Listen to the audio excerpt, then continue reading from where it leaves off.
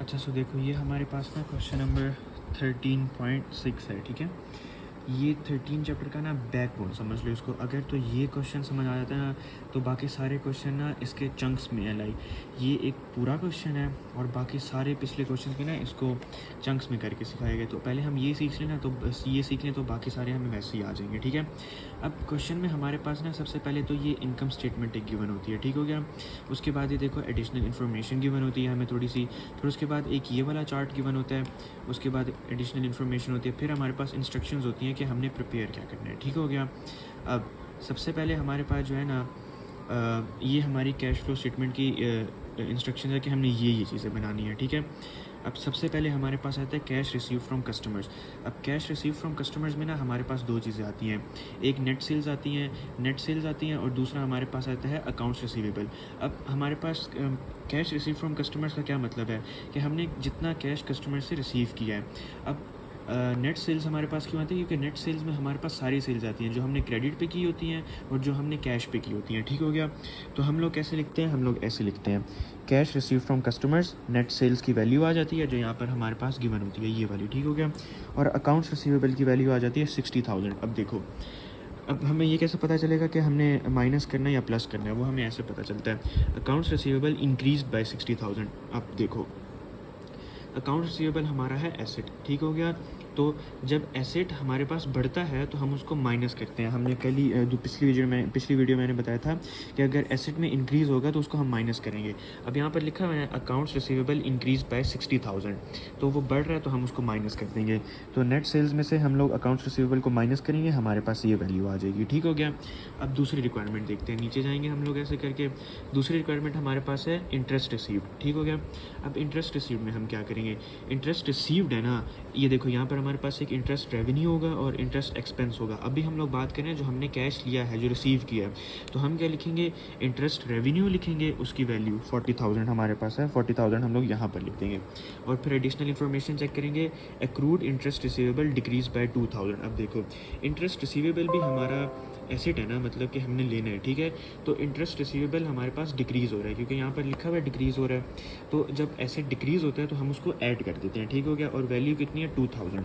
तो अब देखो यहाँ पर इंटरेस्ट रेवेन्यू की वैल्यू इनकम स्टेटमेंट में 40,000 गिवन थी, वो लिख दिया। और इंटरेस्ट रिसीवेबल जो कि हमारे पास 2,000 था, जो डिक्रीज़ हुआ है, उसको हमने ऐड कर दिया। तो इन दोनों को प्लस करेंगे, हमारे पास 42,000 हमारे पास आ जाएगा इसका आंसर, ठीक हो गया। अब आगे चलते हैं। अब देखो पहली जो दो चीज़ें होती है ना, cash receive from customer, interest and dividend. अब इस क्वेश्चन में डिविडेंड था ही नहीं तो हमने उसकी वैल्यू नहीं लिखी, वरना दो चीज़ें होती हैं, इंटरेस्ट और डिविडेंड। पहले जो ये दो हेडिंग्स है ना, ये हमारे पास होती है cash inflow from operating activities. देखो हम यहाँ पर अभी लिखेंगे, देखो यहाँ पर हमारे पास आ गया cash inflow from operating activities, ठीक हो गया। अब हमारे पास जो बाकी चार चीज़ें ना, 1 2 3 4, ये हमारे पास होती हैं कैश आउटफ्लो, ठीक हो गया। अब देखते हैं ना इसको कि हमने कैसे करना है। एक मिनट में इसको बंद कर दूँ। अब देखो हम फिर से चलेंगे रिक्वायरमेंट्स में। अब रिक्वायरमेंट्स में हम लोग गए तो पहली दो हमने बना ली। अब तीसरा हमारे पास है cash paid to suppliers and employees, ठीक हो गया। मतलब कि कैश जो हमने सप्लायर्स को दिया और एम्प्लॉयज़ को दिया। अब जो पहली दो के बाद जो अगली चार एक्टिविटीज़ है ना, चार हेडिंग्स हैं, उसमें हम लोगों ने क्या करना होता है कि हमेशा सबसे पहली जो चीज़ आती है ना, वो हमारे पास आती है एक्सपेंस। मतलब कि देखो COGS भी एक्सपेंस है, ये भी एक्सपेंस है, ये भी एक्सपेंस है, ये भी एक्सपेंस है, ठीक हो गया। अब देखो हम कैसे करेंगे। हेडिंग थी हमारे पास cash paid to suppliers and employees, ठीक हो गया। तो एम्प्लॉयज़ को हमारे पास कोई नहीं है, मतलब उनकी सैलरी वगैरह इस क्वेश्चन में कोई नहीं है, तो हम देखेंगे कैश पेड टू सप्लायर्स। अब सप्लायर्स हमारे पास कौन से होते हैं, जिनसे हम लोग अपनी इन्वेंट्री लेते हैं। तो हमारे पास वैल्यू आती है कॉस्ट ऑफ गुड्स सोल्ड, ये हमारे पास ये वैल्यू है, देखो 1620,000, ठीक हो गया। ये हम लोग करेंगे माइनस, ठीक हो गया। हमेशा बस ये रूल याद रख लो कि पहली दो के बाद जो बाकी आउटफ्लो वाली एक्टिविटीज़ होती हैं ना, चार होती हैं, मैक्सिमम चार होंगी, इससे ज़्यादा होती नहीं है, सर ने कहा था। ये 1 2 3 4, इन चारों में पहले हमारे पास एक्सपेंस आएगा और वो हमारे पास माइनस ही हो रहा होगा, ठीक है। अगली चीज़ें बाद में देखेंगे, ठीक हो गया। तो कैश पेड टू सप्लायर्स में पहली चीज़ हमारे पास आती है कॉस्ट ऑफ गुड सोल्ड, जो कि माइनस होती है, ठीक हो गया। फिर हम यहाँ देखेंगे इन्वेंट्री डिक्रीज बाय 60,000। अब देखो इन्वेंट्री हमारे पास क्या चीज़ है, इन्वेंट्री हमारा एसेट होता है, ठीक हो गया। तो इन्वेंट्री अगर डिक्रीज़, मतलब कि एसेट अगर डिक्रीज़ हुआ है तो हमारे पास ऐड हो जाता है। तो हम क्या करेंगे, इन्वेंट्री 60,000 ऐड हो गया क्योंकि वो डिक्रीज़ हो रही थी, ठीक हो गया। अब आगे पूरी स्टेटमेंट पढ़ो। And accounts payable to suppliers of merchandise decrease by 16,000। अब देखो अकाउंट्स पेबल हमारे पास होती है लाइबिलिटी, जो कि हमने पे करनी होती है, और हमने रूल पढ़ा था कि अगर लाइबिलिटी कम हो रही है तो हम उसको माइनस ही कर देते हैं, ठीक हो गया। तो लाइबिलिटी हमारी हो रही है, अकाउंट्स पेबल हमारे क्या कहते हैं डिक्रीज़ हो रहे हैं, ठीक हो गया। तो 16,000 हमसे कम हो रहा था तो हमने अकाउंट्स पेबल को 16,000 माइनस कर दिया। अब इसके साथ माइनस का साइन लगाओ कैलकुलेटर में, प्लस 60,000 माइनस 16,000, तो हमारे पास ये वैल्यू आ जाती है, ठीक हो गया, -1,576,000, ठीक हो गया। अगली रिक्वायरमेंट हम लोग देखते हैं। अब अगली रिक्वायरमेंट हमारे पास है कहाँ गई अगली रिक्वायरमेंट, ही रही, देखो इंटरेस्ट पेड। अब हमने बनाया इंटरेस्ट पेड का। अब पहले हमने बनाया था इंटरेस्ट रिसीव्ड, जिसमें हमने इंटरेस्ट रेवेन्यू लिखा था। अब हमने करना है इंटरेस्ट पेड को, तो पेड पे हमारे पास आ जाएगा इंटरेस्ट एक्सपेंस, बस ये याद रखना, ठीक हो गया। इंटरेस्ट एक्सपेंस की वैल्यू हमारे पास कितनी है, 42,000। हम लोगों ने क्या किया, 42,000 यहाँ पर लिख दिया, ये वाली हेडिंग बाद में समझाता हूँ। 42,000 हमने लिख दिया यहाँ पर, ठीक हो गया। फिर उसके बाद हमारे पास अब हमने माइनस किया, क्योंकि पहले मैंने बताया इन सब में हमारे पास पहली वैल्यू जो एक्सपेंस की आएगी वो हम माइनस ही करेंगे, ठीक हो गया। इंटरेस्ट एक्सपेंस यहाँ पर आ गया। अब यहाँ पर ज़रा देखो, हमने पहले थर्ड वाली की ना, तो अब ये फिफ्थ वाली पे देखो, फोर्थ वाली बाद में समझाता हूँ। अब फिफ्थ वाली पे हमारे पास है the liability for accrued interest payable increase by 4,000 during the year. मतलब कि जो इंटरेस्ट पेबल है ना एक्रूड इंटरेस्ट पेबल, वो हमारे पास इंक्रीज़ हुआ है कितने से, 6,000 से, नहीं वो इंटरेस्ट हमारे पास इंक्रीज़ हुआ है 4,000 से, ठीक हो गया, सॉरी 4,000, ठीक हो गया। तो अब लाइबिलिटी हमारी इंक्रीज़ हुई है, तो लाइबिलिटी जब इंक्रीज़ होती है उसको हम लोग ऐड कर देते हैं, ठीक हो गया। देखो एक्रूड इंटरेस्ट पेबल हमारे पास 4,000 इंक्रीज़ हो गया, तो अब इसके साथ माइनस का साइन लगाओ, -42,000 प्लस 4,000 हमारे पास -38,000 आ जाएगा, ठीक हो गया। ये जो सेक्शन है ना, ये अलग से होता है कि cash paid for operating activities, ये हमारे पास ना यहाँ पर इंस्ट्रक्शंस में गिवन नहीं होता। यहाँ पर देखो, यहाँ पर हमारे पास कहीं भी लिखा नहीं हुआ कि cash paid for operating activities ही बनाओ, लेकिन ये कहाँ पर लिखा होता है, ये जो एडिशनल इन्फॉर्मेशन होती है ना, यहाँ पर लिखा होगा कि short term pre payments of operating expenses increase by 6,000 and accrued liabilities for operating expenses decrease by 8,000। अब ये जो है ना, ये इंस्ट्रक्शन में नहीं गिवन होगा, लेकिन हमें ये बनाना ही बनाना होगा, ठीक हो गया। तो ये कैसे बनता है, देखो cash paid for operating activities में ना, सबसे पहले हम लोग इनकम स्टेटमेंट में देखेंगे, यहाँ पर हमारे पास लिखा होगा ऑपरेटिंग एक्सपेंसेस। अब ये हमारे पास ये वैल्यू है, लेकिन इस वैल्यू में ना हमारे पास इधर लिखा हुआ है ना कि इंक्लूडिंग डिप्रिसिएशन ऑफ 150। अब इस वाली वैल्यू में ना 150,000 पहले से माइनस करके लिखा हुआ है, ये वाली वैल्यू जो लिखी हुई है कौन सी वाली है, ये वाली। इस वैल्यू में हमारे पास 150,000 माइनस करके लिखा है, लेकिन जो डिप्रिसिएशन होती है ना, सर ने बताया था कि ये हमारे पास कैश इक्विवेलेंट चीज़ नहीं होती, मतलब कि इससे हमारे कंपनी से कैश जा नहीं रहा होता, हम वैसे ही एक अंदाज़ा लगाते हैं कि इतना डिप्रिसिएट होगा, ये हमारा कोई कैश वाला लॉस नहीं होता, ठीक है। तो हम लोग क्या करते हैं, ऑपरेटिंग एक्सपेंस की जो वैल्यू उधर लिखी हुई है ना 1240 वाली, वही हम लोग यहाँ पर लिख देंगे, ठीक हो गया। 1240 आ गया यहाँ पर, ठीक हो गया। अब क्योंकि इसमें से हमने 150,000 पहले से माइनस करके लिखा हुआ है, तो हम 150,000 उसमें वापस ऐड करेंगे, क्योंकि 150,000 हमारा लॉस तो नहीं है ना, वो तो सिर्फ डिप्रिसिएशन है, जो कि कैश एक हमारा लॉस नहीं होता, हम उसको वापस से ऐड करेंगे, ठीक हो गया।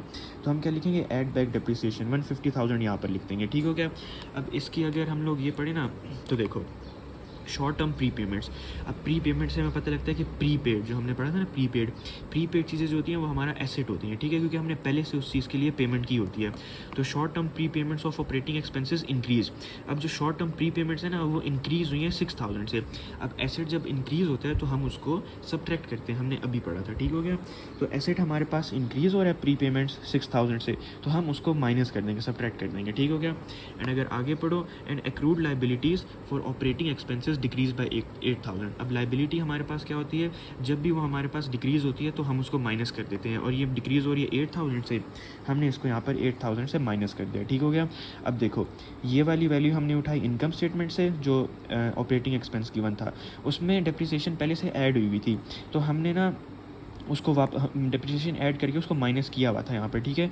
तो वही बात कि डिप्रिसिएशन एक कैश इक्विवेलेंट चीज़ नहीं होती, वो वैसे एक अंदाज़ा होता है, ठीक हो गया।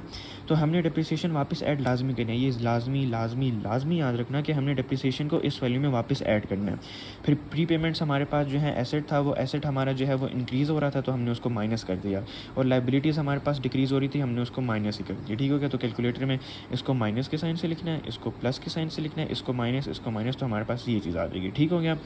ये वाला सेक्शन हमारे पास इंस्ट्रक्शंस में नहीं गिवन होता, लेकिन हमने इसको बनाना होता है, ठीक हो गया। इसकी हमारे पास जो है ना एडिशनल इन्फॉर्मेशन यहाँ पर गिवन होती है, ठीक हो गया। अच्छा, उसके बाद हमारे पास जो इंटरेस्ट पेड वाली थी वो हमने बना ली पहले से, जो हमने यहाँ पर अभी बनाई, ठीक हो गया, कैश पेड फॉर इंटरेस्ट। उसके बाद हमारे पास है इनकम टैक्सेस पेड, ठीक हो गया। अब इनकम टैक्स का देखना है हमने। अब देखो यहाँ पर हमारे पास है इनकम टैक्स एक्सपेंस, इसकी कितनी वैल्यू है हमारे पास 1 लाख, ठीक हो गया। तो हम क्या करेंगे, cash paid for income tax 1 lakh हमने लिख दिया।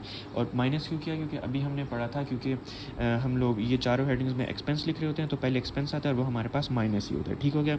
अब हमने इसकी वैल्यू लिख ली 1 लाख। अब हम लोग एडिशनल इन्फॉर्मेशन में देखेंगे कि the liability for accrued income taxes payable decrease by 14,000। अब लाइबिलिटी हमारे पास है, मतलब कि हमारे पास लाइबिलिटी है ना, तो ये हमारे पास डिक्रीज़ हुई है 14,000 से। तो लाइबिलिटी जब डिक्रीज़ होती है तो उसको हम लोग माइनस कर देते हैं। ये वाली वैल्यू हमने ली उधर से इनकम स्टेटमेंट से, इनकम टैक्स एक्सपेंस की माइनस में, और लाइबिलिटी हमारे पास 14,000 से डिक्रीज़ हो रही है तो वो भी हमने माइनस कर दिया, ठीक हो गया। इसके साथ भी माइनस लगेगा, इसके साथ भी माइनस लगेगा, तो हमारे पास माइनस 114,000 आ जाएगा, ठीक हो गया। अब देखो हम लोग क्या करेंगे कि cash outflow from operating activities निकालेंगे, ठीक हो गया।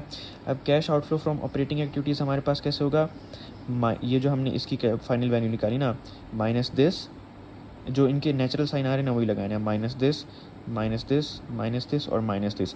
ये हमारे पास आ गया cash outflow from operating activities.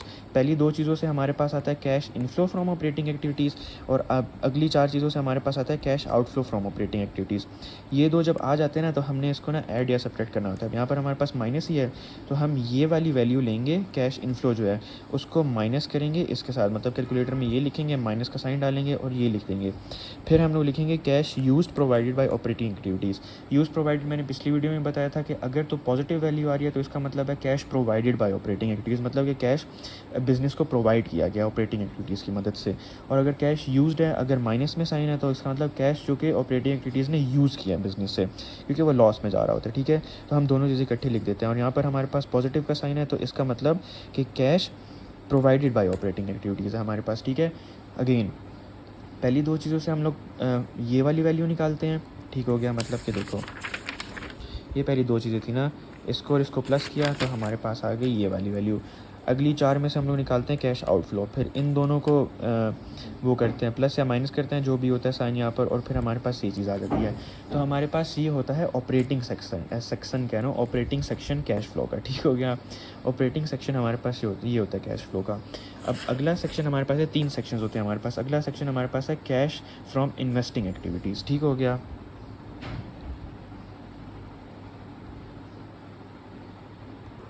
अच्छा, अब हमारे पास आ जाता है cash flow from investing activities, जो कि कैश फ्लो स्टेटमेंट का दूसरा सेक्शन है। पहला हमारे पास था ऑपरेटिंग सेक्शन, दूसरा हमारे पास था इन्वेस्टिंग सेक्शन, और तीसरा हमारे पास था फाइनेंसिंग एक्टिविटीज़, ठीक है। अब जो हमारे पास इंस्ट्रक्शंस के दरमियान में एक ये वाला चार्ट गिवन होता है ना, ये वाला चार्ट हमारे पास होता है cash flow from investing activities और फाइनेंसिंग एक्टिविटीज़ बनाने के लिए, ठीक हो गया। अब इन्वेस्टिंग एक्टिविटीज़ से हमें पता चल रहा है कि वो एक्टिविटीज़ जिससे हम लोग इन्वेस्ट कर रहे हैं। अब इन्वेस्ट हम लोग कैसे करते हैं, या तो हम लोग इन्वेंट्री लेते हैं या हम लोग कोई इक्विपमेंट ले लेते हैं, ठीक हो गया। अब देखो यहाँ पर हमारे पास 2 कॉलम्स गिवन है, एक डेबिट एंट्री है और एक क्रेडिट एंट्री है। डेबिट एंट्री होती है जब हमने वो चीज़ ली है, हमारे बिज़नेस में आई है, मतलब कि एसेट हमारा इंक्रीज़ हुआ है। और क्रेडिट एंट्री वो होती है जब हमने उसको बेचा है, वापस सेल कर दिया, जो हमारी बिज़नेस से वो चीज़ चली गई। अब हम लोग ये कैसे बनाते हैं, cash flow from investing activities. पहली चीज़ हमारे पास यहाँ पर आ जाती है मार्केटेबल सिक्योरिटीज़। हम लोग लिखते हैं परचेज़ ऑफ मार्केटेबल सिक्योरिटीज़, और इसकी वैल्यू जो डेबिट में होती है ना वही लिख देते हैं 60,000।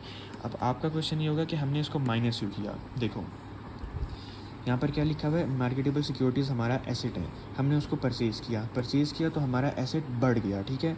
तो जब एसेट में इंक्रीज़ होता है तो हमने रूल अभी पीछे क्या पढ़ा कि एसेट में इंक्रीज़ होगा तो हमारे पास माइनस होगा, ठीक हो गया, और एसेट में डिक्रीज़ होगा तो प्लस होगा।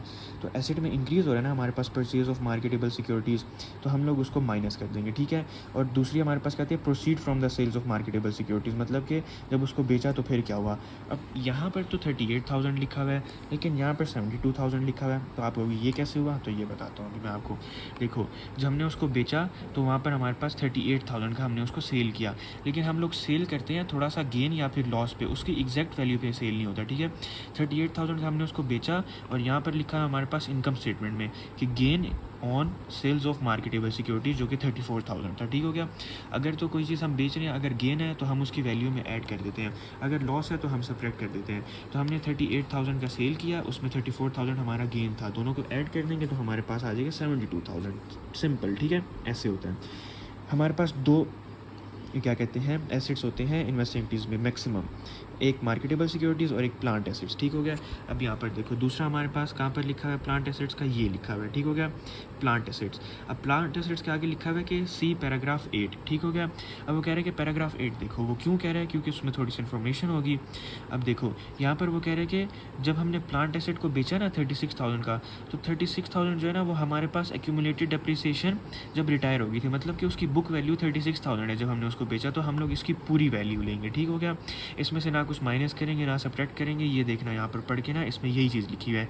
Just 36,000 in credit entries represent the book value of all plant assets sold और रिटायर्ड ड्यूरिंग द ईयर, ठीक हो गया। कि 36,000 ही फाइनल अमाउंट है, उसमें हम लोग माइनस प्लस कुछ नहीं करेंगे, ठीक हो गया। अगर उसमें लॉस या गेन होता है वो हम लोग करेंगे, वो अलग बात है, लेकिन उसकी नेट वैल्यू या फिर नेट बुक वैल्यू जो है वो यही है 36,000, ठीक हो गया। अब देखो पहले हमने मार्केटेबल सिक्योरिटीज़ का बना लिया, अब हमारे पास प्लांट एसेट्स का है। अब प्लांट एसेट्स देखो, प्लांट एसेट्स हमने लिए 5 लाख के, हमने डेबिट एंट्री, मतलब डेबिट एंट्री क्या होती है, जब हम लोग ख़रीदते हैं तो हम क्या लिखेंगे, परचेज ऑफ प्लांट एसेट्स, हमारे पास आ जाएगा 5 लाख। अब फिर वही बात है कि हमने 5 लाख में माइनस क्यों लिखा, क्योंकि प्लांट एसेट हमारा एसेट है और वो हम बढ़ रहा है, तो एसेट बढ़ते हैं तो हम उसको माइनस करते हैं, 5 लाख हो जाएगा, ठीक हो गया। अब वहाँ पर देखो तो यहाँ पर 36,000 लिखा हुआ है, लेकिन यहाँ पर 24,000 लिखा हुआ है जब हम उसको सेल करें। तो क्या वजह हो सकती है कि जब हमने उसको सेल किया तो हमें लॉस हुआ, ठीक है। तो देखो यहाँ पर 36,000 था, और ऊपर जब हम गए इनकम स्टेटमेंट तो यहाँ पर हमारे पास था कहाँ पर हमारे पास लिखा हुआ है, ये देखो ये लिखा हुआ है जहाँ पर पेन है, loss on sales of plant assets, 12,000 का हमें लॉस हुआ। तो 36,000 में से अगर हम लोग 12,000 को माइनस कर देंगे तो हमारे पास 24,000 आ जाता है, ठीक हो गया। 24,000 हमारे पास ये आ गया, ठीक हो गया। अब ये हमने जब ख़रीदा, डेबिट एंट्री वो होती है जब हम ख़रीदते हैं, और क्रेडिट एंट्री वो होती है जब हम लोग माइनस करते हैं। ख़रीदते वक्त तो हम लोग वही वैल्यू लिखते हैं ना जो हमने ली, उस वक्त हमने पैसे हमसे गए होते हैं, ठीक हो गया। बेचते वक्त हमारे पास या तो लॉस होता है या गेन होता है, गेन को हम लोग ऐड करते हैं, लॉस को हम लोग माइनस करते हैं। तो हमने ये ध्यान रखा है कि क्रेडिट एंट्री में से हमने पहले इनकम स्टेटमेंट जाके देखना है कि क्रेडिट एंट्री वाली वैल्यू में कोई चीज़ ऐड होगी या फिर सब्ट्रैक्ट होगी, ठीक हो गया। अब इन्वेस्टिंग एक्टिविटीज़ में हमारे पास दो एसेट्स होते हैं, पहला मार्केटेबल सिक्योरिटीज़, उसकी परचेज़ और सेल हमने बना दी। दूसरा हमारे पास प्लांट एसेट्स, उसकी परचेज़ और सेल हमने बना दी। तीसरी चीज़ जो आती है हमारे पास वो होती है लोन मेड टू बोरवर्स, मतलब कि जो हमने लोन दिया है लोगों को, लिया नहीं, जो हमने लोन दिया है लोगों को, ठीक हो गया।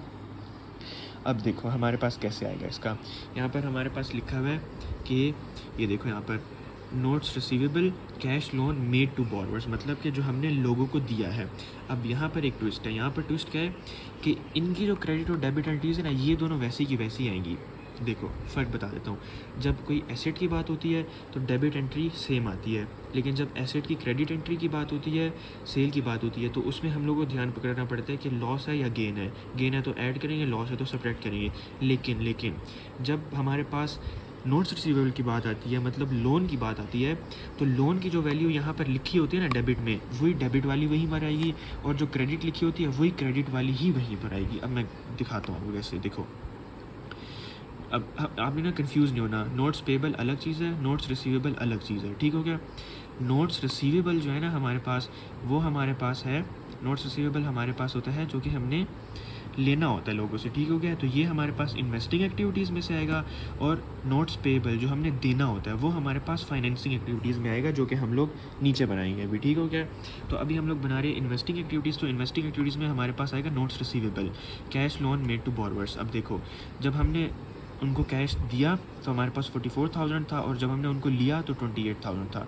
डेबिट वो होता है ना कि जब हम लोग उनको दे रहे हैं। अब यहाँ पर थोड़ा सा डिफरेंस है कि एसेट्स वाली चीज़ में डेबिट वो थी जब हमारे पास आ रही है, लेकिन यहाँ पर डेबिट हमारे पास हुआ है जब हम उनको दे रहे हैं। वो मैं समझाता हूँ कैसे। देखो यहाँ पर हमारे पास लिखा है लोन मेड टू बोरवर्स 44,000, देखो लोन मेड टू बोरवर्स 44,000, ठीक है। अब आप बोलोगी कि लोन जब हम किसी को दे रहे हैं तो हमारा कैश तो कम हो रहा है, एसेट कम हो रहा है, तो एसेट जब कम होता है हम तो उसको ऐड करते हैं, तो यहाँ पर हमने माइनस को किया हुआ है। अब इसके पीछे ना थोड़ी सी लॉजिक है, देखो समझने की कोशिश करो जान। देखो हम अगर किसी को उधार पैसे देते हैं, ठीक है, तो हमारा अकाउंट्स रिसीवेबल वाला अकाउंट बढ़ जाता है। मतलब कि पहले मैंने किसी से लेने थे 6,000 रुपये, ठीक हो गया, अब मैंने उसको 2,000 और उधार दे दिया, तो 6,000 से वो बढ़ के 8,000 हो जाएगा। अब मुझे उसे 8,000 लेना पड़ेगा। तो अब हमारा अकाउंट्स रिसीवेबल हमारे एसेट होते हैं ना, तो एसेट जब हमारा बढ़ता है तो हम उसको माइनस करते हैं। तो देखो, मैंने 44,000 किसी बंदे को उधार दे दिया, तो मेरा अकाउंट्स रिसीवेबल बढ़ गया कि मैंने अब उसे, पहले मैंने उसे कोई पैसे नहीं लेने थे, लेकिन अब मैंने उसे 44,000 लेने हैं, तो मेरा अकाउंट्स रिसीवेबल बढ़ गया ना। अकाउंट्स रिसीवेबल एसेट होता है, तो एसेट जब बढ़ता है तो हम उसको माइनस कर देते हैं, ठीक हो गया। तो एसेट बढ़ा हमारे पास अकाउंट्स रिसीवेबल, तो हमने 44,000 को माइनस कर दिया, ठीक है। और क्रेडिट एंट्री में 28,000 है, मैंने अभी बोला कि इसमें हमारे पास वही की वही वैल्यू हम लिख देते हैं, 28,000 ही हमने लिख दिया। इस पे लोन पे ना गेन होता है ना लॉस होता है, ठीक हो गया। अब आप कहोगी कि हमने इसको प्लस किया तो इसको माइनस किया, तो नहीं, इसको हमने माइनस किया, इसको प्लस किया, तो इसके प्लस करने पे क्या लॉजिक है। देखो, इसको हमने माइनस क्यों किया, क्योंकि अकाउंट्स रिसीवेबल बढ़ रहा था हमारा, ठीक है, एसेट हमारा बढ़ रहा था, तो हमने उसको माइनस कर दिया, ठीक हो गया। अब जब उसने हमें दे दी है 28,000, तो हमारा अकाउंट्स रिसीवेबल कम हो गया, हमारे एसेट्स जो हैं वो कम हो गए। तो एसेट्स जब कम होते हैं तो हम उसको प्लस कर देते हैं, ठीक हो गया। ये वही वाले जो 4 रूल हैं वो रट लो, तो ये चीज़ें बिल्कुल समझ आ जाएंगी, ठीक हो गया। थोड़ी डिफ़िकल्ट चीज़ थी, ये वाला सेक्शन थोड़ा मुश्किल था। इसमें से मेरी जान अगर कुछ भी समझ नहीं आता तो आप मेरे से फिर से पूछ सकती हो, ठीक हो गया। एसेट जब हमारा बढ़ता है तो हम उसको माइनस करते हैं, एसेट जब हमारा कम होता है तो हम उसको ऐड कर देते हैं, ठीक हो गया। अकाउंट्स रिसीवेबल हमारा एसेट है, वो जब बढ़ा तो हमने उसको माइनस कर दिया। अकाउंट्स रिसीवेबल हमारा एसेट है, जब वो हमारा कम हुआ तो हमने उसको ऐड कर दिया, ठीक हो गया। अब देखो, अब हम इसको क्या करेंगे, अब पहले हमने बनाया कैश प्रोवाइडेड और यूज्ड बाय ऑपरेटिंग एक्टिविटीज़, अब हम बनाएंगे कैश प्रोवाइडेड और यूज्ड बाय इन्वेस्टिंग एक्टिविटीज़। अब ये कैसे बनाएंगे, -60,000 + 72,000 -5 लाख + 24,000 -44,000 + 28,000, हमारे पास -480,000 हमारे पास वैल्यू आ जाएगी, ठीक हो गया। लास्ट सेक्शन जो हमारे पास है वो हमारे पास है cash flow from financing activities, ठीक हो गया। अब cash flow from financing activities मतलब कि वो एक्टिविटीज़ जिसमें हम लोग फाइनेंस करें कोई चीज़, मतलब कि हम लोगों का लेना देना हो रहा हो किसी बंदे से, हम किसी से पैसे उधार ले रहे हैं फिर उसको वापस दे रहे हैं। अब मैंने बताया था कि हम लोग इन्वेस्टिंग एक्टिविटीज़ में नोट्स रिसीवेबल वाली चीज़ लिखते हैं और फाइनेंसिंग एक्टिविटीज़ में नोट्स पेबल वाली चीज़ लिखते हैं, ठीक हो गया। अब देखो यहाँ पर नोट्स पेबल ये लिखा है ना, शॉर्ट टर्म बोरोइंग है, ठीक हो गया। अब हमने किसी से 92,000 जो है वो हमने क्या किया है, 92,000 कितना है, हाँ देखो, अब यहाँ बना थोड़ी सी ट्विस्ट है। देखो, अब लाइबिलिटीज़ में और एसेट्स में हमारे पास चीज़ें उल्टी होती हैं, ठीक हो गया। एसेट्स में जब हमारे पास चीज़ जो एसेट हमारा बढ़ता है वो हमारा डेबिट होता है, ठीक हो गया, और जब एसेट्स हमारा कम होता है तो हमारा क्रेडिट होता है। लेकिन लाइबिलिटीज़ में उल्टा होता है, लाइबिलिटीज़ जब हमारी कम होती हैं तो वो हमारा डेबिट होता है, और लाइबिलिटीज़ जब हमारी बढ़ती हैं तो वो हमारा क्रेडिट होता है, ठीक हो गया। तो इसकी वैल्यू में हमने ऐसे नहीं लिखना कि नोट्स पेबल है 92,000 हमारा डेबिट आ जाएगा और 92,000 हमारा बोरोइंग में आ जाएगा और 82,000 हमारा हमने उसको पे किया, नहीं, ये उल्टा होगा। देखो मैं समझाता हूँ। नोट्स पेबल मतलब कि लाइबिलिटी की असल नेचर क्या होती है, क्रेडिट। लाइबिलिटी जब बढ़ती है तब भी वो क्रेडिट ही रहती है, लाइबिलिटी जब कम होती है तो तब वो डेबिट हो जाती है, ठीक हो गया। अब ये देखो मैं बताता हूँ कैसे होगा। ये हमारे पास ऐसे होगा कि देखो नोट्स पेबल है ना, नोट्स पेबल हमारे पास लाइबिलिटी है, ठीक हो गया। हम जब किसी से पैसे लेंगे तो हमारे बढ़ जाएंगे, ठीक हो गया। तो हम यहाँ पर क्या लिखेंगे, लोन बोरोड। जब हमने किसी से लोन लिया तो वो हमारा होता है क्रेडिट, क्योंकि लाइबिलिटी हमारी जब इंक्रीज़ होती है तो वो क्रेडिट होती है। तो लोन जब बोरो करेंगे तो क्रेडिट वाली वैल्यू आएगी, और लोन की जब रीपेमेंट करेंगे तो हमारे पास डेबिट वाली वैल्यू आएगी, ये डेबिट वाली वैल्यू आएगी, ठीक है। अब देखो यहाँ पर हमें प्लस और माइनस कैसे पता चला, हमने रूल पढ़ा था कि अगर तो हमारी लाइबिलिटी बढ़ती है तो हम उसको प्लस करते हैं। हमने लोन किसी से लिया, हमारी लाइबिलिटी बढ़ गई तो प्लस होके 82,000 हो जाएगा, ठीक हो गया। हमने लोन रीपे कर दिया, ठीक हो गया। लोन जब हमने रीपे किया तो हमारी लाइबिलिटी कम हो गई, लाइबिलिटी जब हमारी कम हुई तो हमने उसको माइनस कर दिया, ठीक हो गया। फिर से बता देता हूँ कि जब हम लोन बोरो करते हैं तो हमारी क्रेडिट वाली एंट्री आती है, और जब हम लोग लोन रीपे करते हैं तो डेबिट वाली एंट्री आती है। इसके पीछे मैंने साइंस भी बता दी कि लाइबिलिटी हमारे पास नेचर में क्रेडिट होती है, जब वो बढ़ती है तो वो क्रेडिट ही रहती है, जब वो कम होती है तो हमारे पास डेबिट हो जाती है, ठीक हो गया। तो इसलिए इसमें थोड़ा सा फ़र्क है और एसेट्स में थोड़ा सा फ़र्क है। और इसको हमने प्लस क्यों किया, क्योंकि लाइबिलिटी बढ़ रही है हमारी। इसको हमने माइनस क्यों किया, क्योंकि लाइबिलिटी कम हो रही है, हमने उसको रीपे कर दिया। अब इन्वेस्टिंग फाइनेंसिंग एक्टिविटीज़ में हमारे पास आती हैं 4 चीज़ें, लोन बोरोड, लोन रीपेमेंट फिर हमारे पास आता है sales of capital stock, CS का मतलब कैपिटल स्टॉक, और रिटेन अर्निंग्स, ठीक हो गया। अब कैपिटल स्टॉक थोड़ा सा इजी सीन है, क्योंकि कैपिटल स्टॉक में हमारे पास सिर्फ होती क्रेडिट एंट्री है, डेबिट एंट्री होती नहीं है हमारे पास, तो हम वही चीज़ उठा के उधर लिख देते हैं। देखो सेल्स ऑफ कैपिटल स्टॉक 180,000, ठीक हो गया। अब हमने सेल्स क्यों लिखा है, क्योंकि जब हम बेचते हैं तो हमारे पास रेवेन्यू होता है ना, और रेवेन्यू हमारे पास क्रेडिट होता है, तो हम लिखेंगे सेल्स ऑफ कैपिटल स्टॉक 180,000, ठीक हो गया। 180 है कितना है, हाँ सेल्स ऑफ कैपिटल स्टॉक हमारे पास है 160,000, यहाँ पर गलत लिखा हुआ है थोड़ा सा, sorry. Sales of capital stock हमारे पास है 180,000, ठीक हो गया, और उसकी हमारे पास सिर्फ क्रेडिट एंट्री होती है। आखिर में हमारे पास चीज़ आती है रिटेन अर्निंग्स। अब रिटेन अर्निंग्स हमारे पास होती हैं, रिटेन अर्निंग्स हमारे पास है 120,000, ठीक हो गया। अब 120,000 हमने डेबिट एंट्री क्यों लिखी है, क्रेडिट क्यों नहीं लिखी, वो कह रहे हैं कि पैराग्राफ 9 देखो, पैराग्राफ 9 में क्या लिखा है, the 120 debit return and paid during the year net income showing the income statement, ठीक हो गया। हम लोगों ने ना रिटेन अर्निंग्स की सिर्फ डेबिट एंट्री लिखनी होती है, ठीक हो गया, क्रेडिट एंट्री नहीं लिखनी होती, क्योंकि डेबिट हमारे पास होता है जो हमारे क्या कहते हैं बिज़नेस में से हमने डिविडेंड पे किया होता है, ठीक है, क्योंकि हम पे करते हैं तो एक्सपेंस होता है, एक्सपेंस हमारा जो होता है वो डेबिट होता है, ठीक हो गया। तो रिटेन अर्निंग में थे हम रिटेन अर्निंग में से हमने सिर्फ डेबिट वाली एंट्री लेनी है, ठीक हो गया, जो कि 120,000 है। तो 120,000 यहाँ पर आ चुका, और हमने इसको माइनस में क्यों लिखा, क्योंकि वही बात है कि जब हम लोग क्या कहते हैं हमारा क्या कहते हैं हम लोग किसी को पे कर रहे हैं तो वो लोग कम हो रहा है ना हमसे, ठीक हो गया, तो वो हम लोग 120,000 उसमें से हम लोग माइनस कर देते हैं, ठीक हो गया। ये हमारे पास था इसका लास्ट सेक्शन।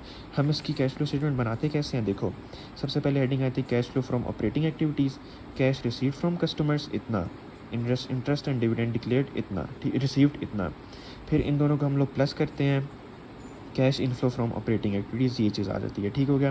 फिर हमारे पास आता है कैश पेड टू सप्लायर्स इतना, cash paid for operating activities इतना, कैश पेड फॉर इंटरेस्ट इतना, cash paid for income tax इतना। फिर हम इन सब को कैलकुलेट करके हमारे पास आता है cash outflow from operating activities, जो कि ये चीज़ आती है।